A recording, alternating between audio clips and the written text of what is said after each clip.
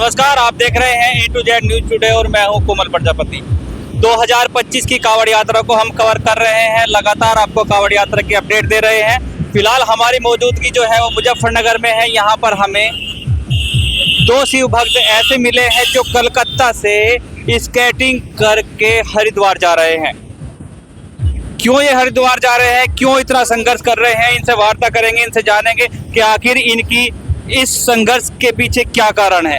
जय बोलेगी। जय बोलेगी। क्या नाम है बोले? हमारा नाम पिंटू है। पिंटू है। कहाँ से आप हैं? हम कलकत्ता से आया है। आपका क्या नाम है? मनोज। आप भी कलकत्ता से ही हैं? तो जो आप ये स्केटिंग पे यात्रा कर रहे हैं, कहाँ से शुरू की है ये हम अपने गांव से ही किया है, जो हमारा कोलकाता है वहीं से किया है। और मकसद यही है कि सब जल लेके आए हैं, तो हमारा भी थोड़ा सा जो सफ़र रहा है, हमने सोचा हम भी जल भरने जाएंगे। एक मन्नता मांगी थी, जो हम उसमें सफलता हो, हमारा सफलता होने के बाद में ही हम जल लेने जा रहे हैं। अच्छा, जो आप कलकत्ता से हैं, तो कलकत्ता से जो हरिद्वार की दूरी है वो कितने किलोमीटर की दूरी है? वो है 1595 किलोमीटर ऐसी लगभग है। अच्छा, 1595 किलोमीटर की यात्रा जो आप कर रहे हैं स्केटिंग के द्वारा ही कर रहे हैं? जी जी, कहीं सपोर्ट मिल जाता है तो हमको गाड़ी का सहारा मिल जाता है, तो हम उसी से चले जाते हैं, नहीं तो पैदल ही चलते हैं अपने स्केटिंग। अच्छा, ये मन में विचार कैसे आया? मन में विचार ऐसा आया, जो एक मन्नता होती है अपना, जो हृदय में ठान लेते हैं कि हम जाएंगे और जल भर के लेके आएंगे, तो पैदल ही जाएंगे। तो इसी प्रकार से हमारा एक इच्छा जगा था अंदर।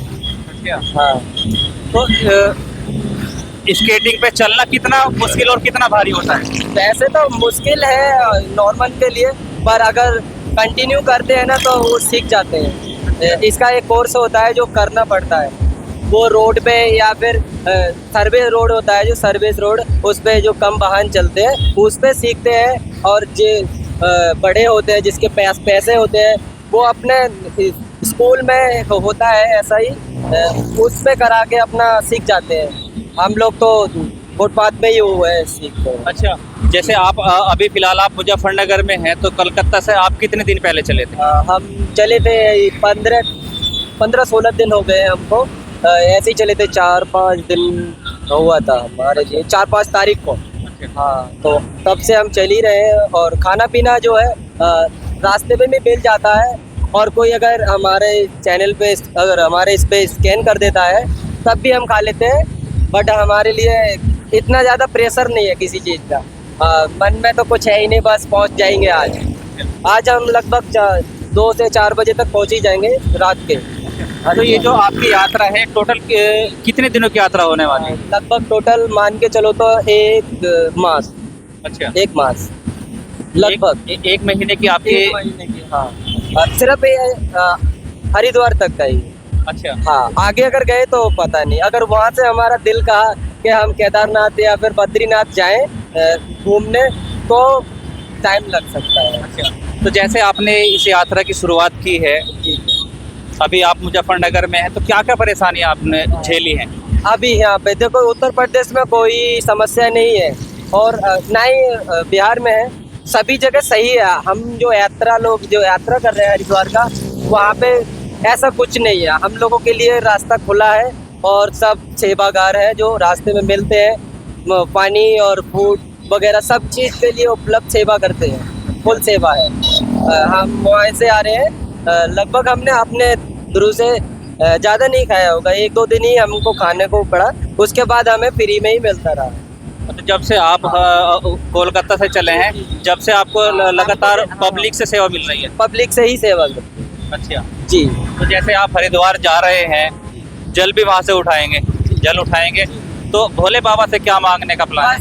मैं यही बोलूँगा, सबको रक्षा करें और हमको भी करें। अच्छा, जी, मैं अपने लिए नहीं, मैं सबके लिए बोलता हूँ। कोई भी अगर कुछ करने को जाता हूँ तो मैं पहले ईश्वर से यही कहता हूँ, सबके लिए बराबर ही सम्मान दो, और भगवान सबके लिए दो, मुझे भी दो, सबको दो। मैं अकेले के लिए ही नहीं यात्रा कर रहा हूँ, ये सब वर्ल्ड के लिए कर रहा हूँ। वाह वाह, वेरी गुड। अदर कंट्री के लिए भी कर सकता हूँ, क्योंकि भगवान सबके लिए है। तो अगर मेरी तरफ से अगर मान्यता है, तो मैं तो यही बोलूँगा भगवान से कि भगवान सबकी रक्षा करो और सबका भला करो।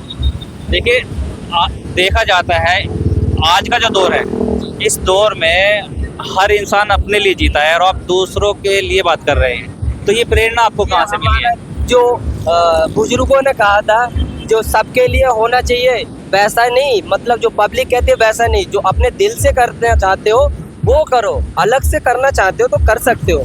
पर मेरा भी वही बुजुर्ग वाला ही है जो क्या बोलते हैं, जो महाभारत में जो कर्ण थे वो बहुत बड़े दानी थे, वो सबके लिए सोचते थे एक समान करने के लिए। उसी हिसाब से मैं भी अपनी तरफ से सोचता हूँ कि भगवान सबको रक्षा करे। जब मैं हाथ अगर जोड़ता हूँ भगवान के लिए तो मैं यही बोलता हूँ, भगवान सबकी रक्षा करो, मेरी भी करो। मतलब उसमें सबका मतलब मेरा भी आ रहा है, मैं अकेले के लिए नहीं बोलता। और मैं ये भी बोलता हूँ अगर भाई कोई अगर चाहता है ये चीज़ सीखने के लिए तो भाई सीख सकते हो, ऐसा कुछ नहीं है। कोई चीज़ ज़्यादा सख्त नहीं होता है, कोई भी काम ज़्यादा भारी नहीं होता है, अगर करोगे तो सब चीज़ नॉर्मल है। अच्छा, करते क्या है आप? मैं तो देखो एक जुगाड़ी करता हूँ, बोलते हैं ना बेलदारी, अच्छा, बेलदारी का काम करता हूँ। लेबर मिस्त्री का जो होता है अच्छा, बेलदारी लेबर का काम आप करते हैं, फिर भी इतना बड़ा संघर्ष आपने ये वही तो। ले लिया, तो एक बार बताएंगे क्या मनोकामना है इसके पीछे? बस भगवान हमारे लिए 2 रोटी दे और बस सबका यही आशीर्वाद बना रहे हमारे ऊपर। जी, देखिए ये 2 भोले हैं, कलकत्ता से चले हैं, लगभग 1600 किलोमीटर की यात्राएं कर रहे हैं। इनका मकसद देश में परिवार में सुख शांति रहे। इनके विचार आपने सुने, कैसे इनके आपको विचार लगे कमेंट बॉक्स में बताएं। आप देख रहे थे A to Z news today और मैं हूं कोमल प्रजापति।